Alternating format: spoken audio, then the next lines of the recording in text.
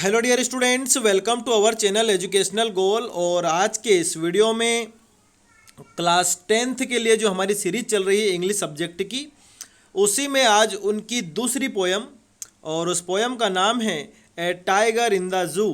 और इसको लिखा है लेस्ली नॉरिस ने। और इस पोयम में बताया है कि कैसे एक जो टाइगर है, अगर आप उसको पिंजरे में या चिड़ियाघर में कैद कर लेते हैं तो वो किस प्रकार से एक जंगल के टाइगर से अलग होता है। ठीक है, वो जो चिड़ियाघर वाला टाइगर है वो हेल्पलेस होता है। वो अपने उस छोटे से पिंजड़े में एक कॉर्नर से दूसरे कॉर्नर तक आता जाता रहता है। वो विजिटर्स को देखता है, वो खुश नहीं होता है और वो बहुत गुस्से में भी होता है। और इसकी बजाय अगर हम एक जंगल के टाइगर को देखें तो वो स्वतंत्र रूप से जंगल में जो हिरन हैं उनके शिकार के लिए घात लगाता है, गांव के आसपास गुर्राता रहता है। ठीक है, अपने पंजों से डराता है। ठीक है, तो यही इस पोयम का केंद्रीय भाव है, सेंट्रल आइडिया है। चलिए इसकी क्वेश्चन आंसर देखते हैं। पहला क्वेश्चन है, how does the tiger feel in the जू? कि टाइगर चिड़ियाघर में कैसा महसूस करता है? तो देखिए इसका उत्तर, the tiger feels very helpless in the cage. Cage या जू भी कह सकते हैं आप, जू मतलब चिड़ियाघर और केज मतलब पिंजड़ा। कि एक जो टाइगर होता है वो पिंजड़े में या चिड़ियाघर में बहुत ही असहाय महसूस करता है। He keeps on moving from one corner to another. वो सिर्फ अपने उस पिंजड़े में एक कोने से दूसरे कोने तक घूमता है। He is not happy. वो खुश नहीं होता है। ही एक्सप्रेसेस हिज साइलेंट एंगर। और वो अपना क्रोध मौन के रूप में व्यक्त करता है, यानी कि वो क्रोधित तो है लेकिन वो कर भी क्या सकता है, इसलिए वो मौन रहता है। ठीक है, तो ये इसका उत्तर हो गया। अगला प्रश्न पूछा है, how does the tiger walk in the cage? कि जो पिंजड़ा है उसमें टाइगर कैसे चलता है? तो देखिए इसका उत्तर, the tiger walks in the cage with silent anger. बहुत गुस्से में चलता है लेकिन मौन। गुस्सा भी कैसा है? मौन। He walks a few steps in the cage. वो उस पिंजड़े में कुछ कदम ही चलता है क्योंकि the cage is too small. क्योंकि जो पिंजड़ा है वो बहुत ही छोटा है।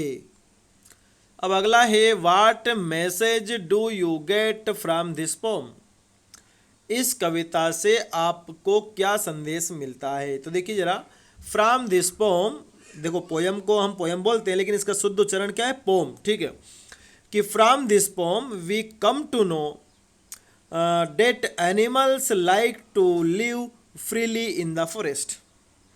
इस कविता से हमें ये पता चलता है कि जो प्राणी या जानवर होते हैं वो पसंद करते हैं जंगल में आज़ाद रहना, फ्रीली। फ्री मतलब आज़ाद। The animals do not want to live in the zoo. ये प्राणी है, जानवर है, वो चिड़ियाघर में रहना पसंद नहीं करते। Their life is pitiable in it. क्योंकि उनका जीवन वो इस चिड़ियाघर में दयनीय हो जाता है। पिटिएबल मतलब जिस पर दया आए, दयनीय। ठीक है, अब देखिए अगला क्वेश्चन है हमारा कि how does the tiger act in the cage? कि जो टाइगर है वो पिंजड़े में कैसे एक्ट करता है, क्या करता है मतलब टाइगर पिंजड़े में? तो देखिए जरा, the tiger in the tiger is in the cage is powerless and helpless. कि जो टाइगर होता है वो पिंजड़े में शक्ति विहीन और असहाय होता है। ही लॉन्ग्स फॉर फ्रीडम। उसको आज़ादी की इच्छा होती है। His velvet pads do not make any noise. और उसके जो वेलवेट पैड है, उसके जो पंजे हैं ना, वो किसी प्रकार का आवाज़ नहीं करते हैं चलने में। He is in the silent anger roaring and ignoring the visitors. और वो बेचारा गुस्से में रहता है, थोड़ा बहुत दहाड़ता है, और जो उसको देखने वाले होते हैं, विजिटर्स होते हैं, उनको वो इग्नोर कर सकता है बस।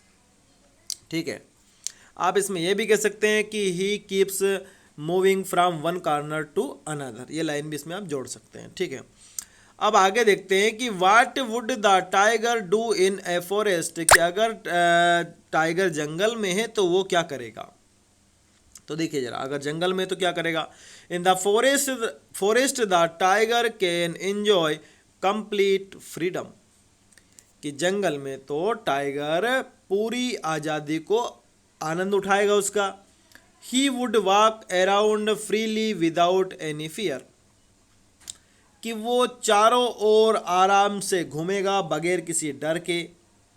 अराउंड द विलेज भी कर सकते हैं आप, या अराउंड द विलेज, ठीक है।